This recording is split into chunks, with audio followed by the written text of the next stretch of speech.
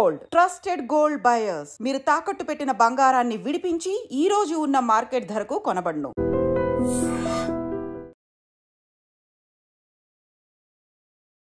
విశాఖలో తీవ్ర విషాదకర ఘటన. ఒక్కసారిగా విధి ఆమెను వెంటాడిందని చెప్పొచ్చు.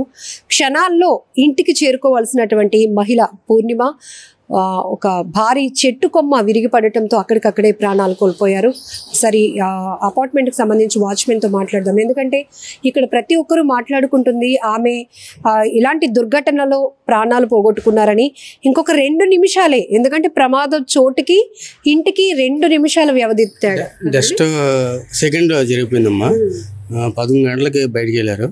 వెళ్ళాక జస్ట్ ఆ చెట్టు అలాగా వాడి మీద ఓడిపోయింది. పక్కనే కారు ఉంది, ఇటు పక్క టాటర్ ఉంది, ఆ మధ్యలో ఈవిడ ఉన్నదన్నమాట. వెంటనే తెలిసే మేము అందరం వెళ్ళాం. వెళ్ళినంటనే తీరా చూస్తే అపార్ట్మెంట్లో ఆవిడని తెలిసింది.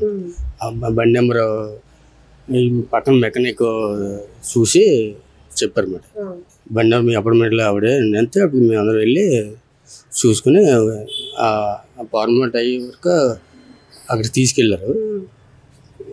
11 తారీఖు జరిగింది. అక్కడ నుంచి 1 గంట ఈ పోలీసులు అందరూ వచ్చేటికి తుల్లో ఉంటారు husband madam, bank manager madam. ఆ అబ్బాయి ఏమో ఇంజనీరింగ్ చదువుతాడు. వెంటనే ఫోన్ చేసి హస్బెండ్ వచ్చారో ఇంకా తెలియదు, కేజీ తీసుకెళ్ళారు అన్నమాట.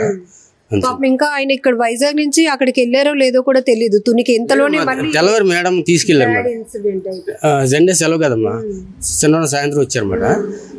ఇవాళ మండే గుడికి వెళ్ళి వచ్చారు. తెల్లవారు గుడికి వెళ్ళి వచ్చాక మేడము అక్కడికి స్టేషన్ తీసుకెళ్ళి డ్రాప్ చేసి వచ్చారన్నమాట.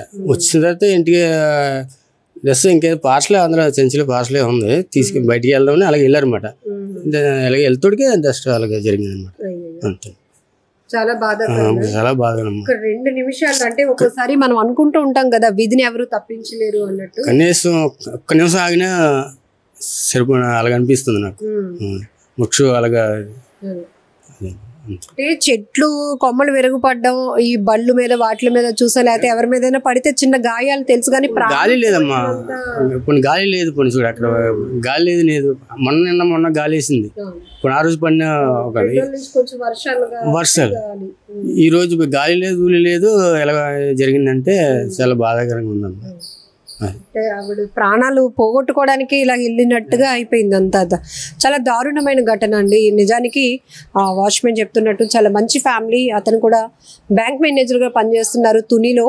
ఉదయమే అంటే సాటర్డే ఇంటికి వచ్చారు ఆయన. ఈరోజు ఉదయం డ్యూటీకి కోసం ఆయన వెళ్ళాలి కాబట్టి ఆమె రైల్వే స్టేషన్లో దింపి వచ్చేసారు.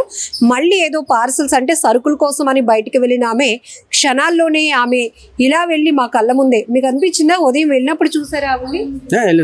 ఉదయం ఇలా వెళ్ళారు, మళ్ళీ మాత్రం తిరిగి రాలేదమ్మా. అంతే, ఉదయం వెళ్ళారు. మనం అనుకుంటూ ఉంటాం కదా, కళ్ళ ముందే అయ్యో ఇప్పుడే కదా మనం చూసాం, అంతలోనే ఇలా జరిగింది అని అనుకుంటాం. అలాంటి దురదృష్టకరమైన ఘటన ఇది కూడా అని చెప్పొచ్చు. సో చాలా జాగ్రత్తగా ఉండాల్సిన అవసరం ఉంది. ప్రమాదాన్ని అయితే ఎవరూ తప్పించలేం, కానీ ఇప్పుడు వెదర్ సిచ్యువేషన్ చాలా క్రిటికల్గా ఉంటుంది.